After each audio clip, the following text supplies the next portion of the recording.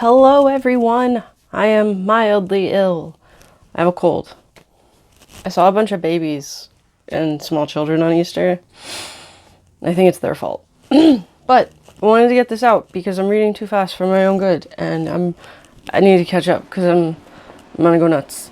Okay, so anyway, I'm gonna start with this bonus thing first, really quick. Absolute Martian Manhunter. I read the first issue. I think the second one's out. I haven't read it yet. It's pretty good.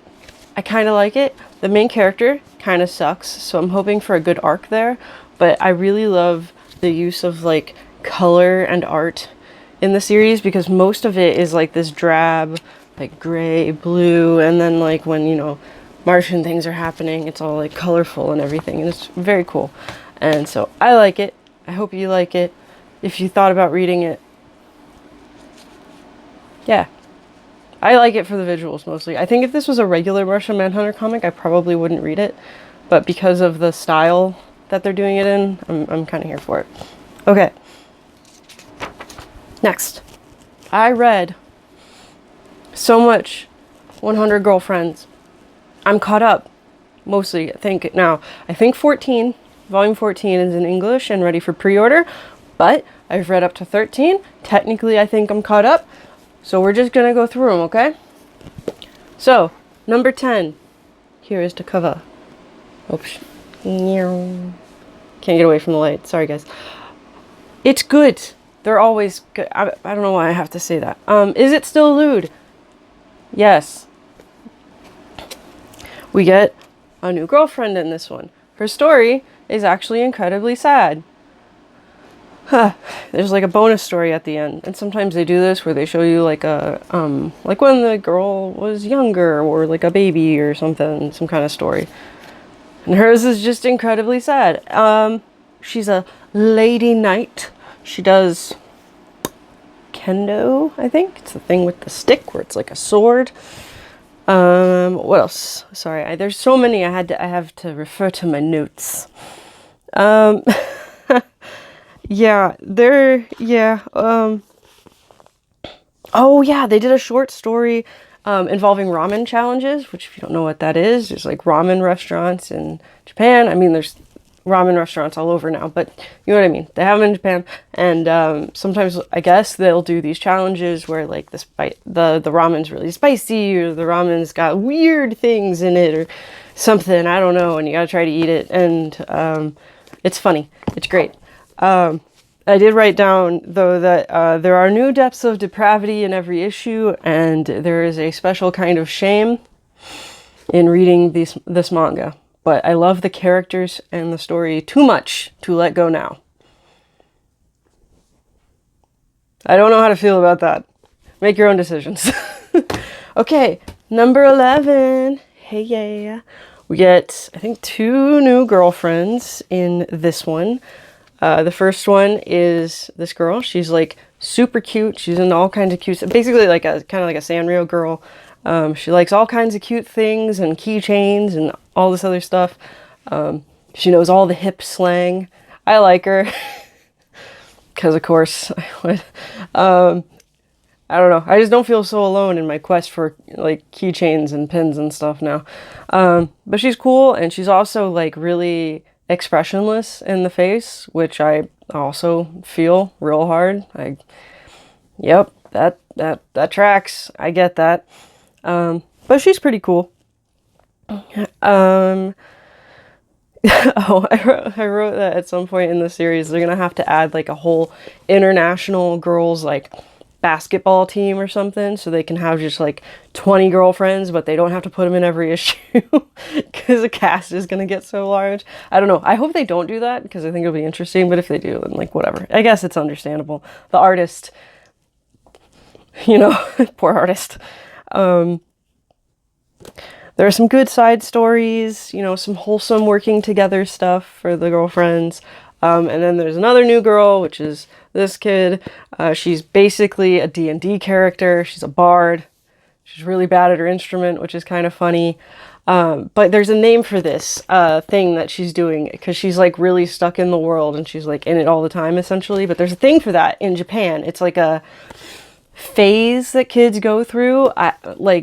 I don't know, but it's specifically in Japan. My boyfriend's told me about it before. Like middle school kids will get hardcore into cosplaying something, and that is like their reality for several years. And then when they get into high school, it kind of like fades away and they're like a little embarrassed by it, but you know, whatever. But they'll be like this. They'll be like a D&D character or a superhero, or they'll have some kind of like hardcore mythology is real kind of existence thing that they get into, and it's a very interesting. So I thought that was cool that they added that, and also to like know some of that like lore, I guess cultural stuff is kind of cool.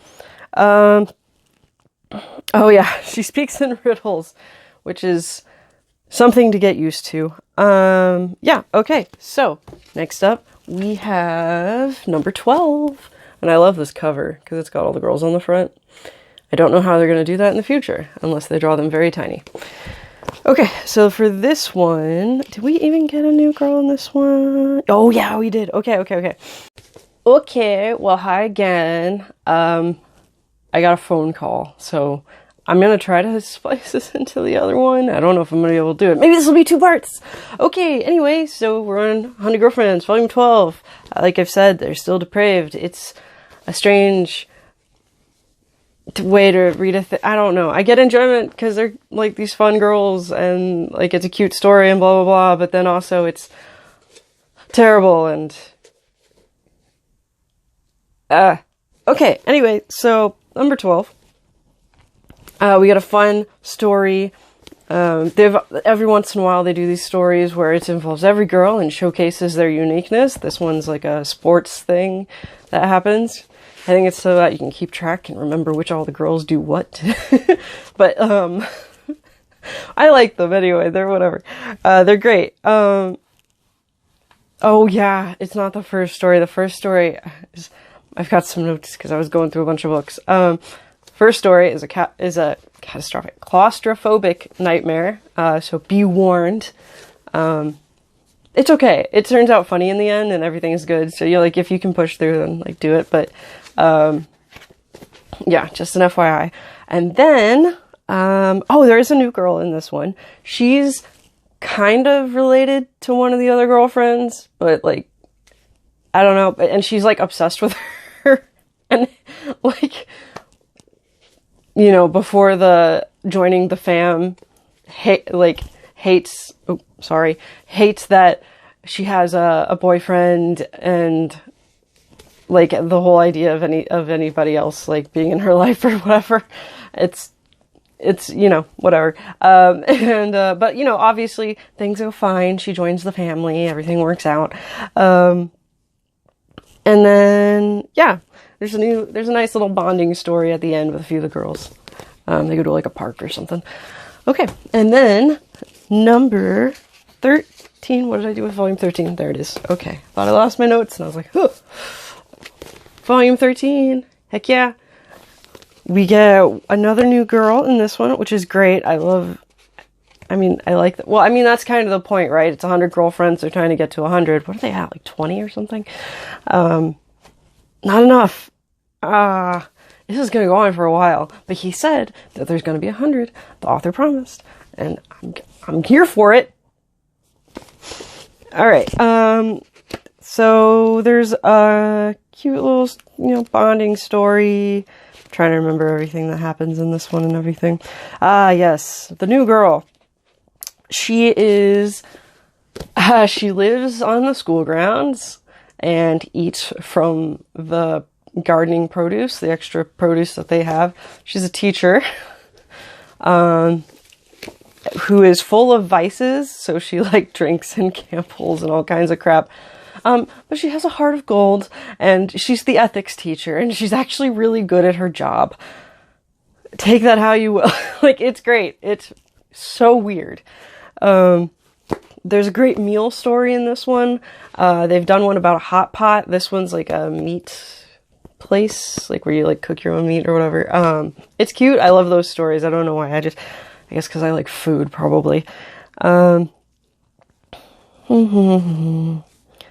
Oh yeah, there is a good story like in the middle or towards the end or something. I don't know. It's in this book, okay? There's a story in here that is very fourth wall breaking, and the whole storyline is just to get back at the man, which is the publishers. There's like something that they're not allowed to do in the books, and so they find a way around it, and basically that's the whole plot line, is just to be like, we're not allowed to do this because of publishing, so we're doing this instead.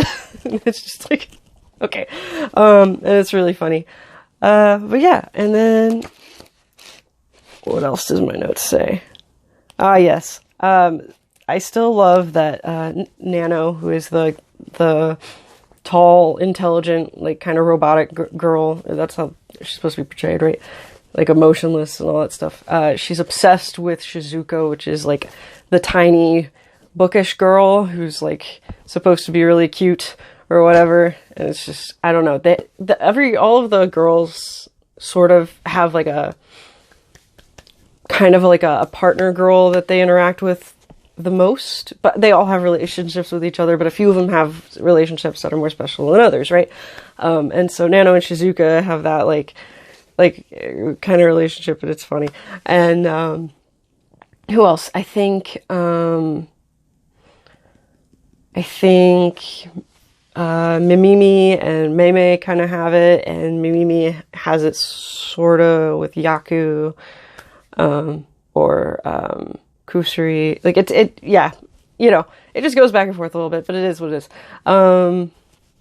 Yeah, so that's it. That's everybody. I think I'm caught up. So next time, it won't be 100 Girlfriends. It'll be probably a real book, like, you know, like a real full book. I mean, manga is book, it's reading, but you know what I mean. Goodbye.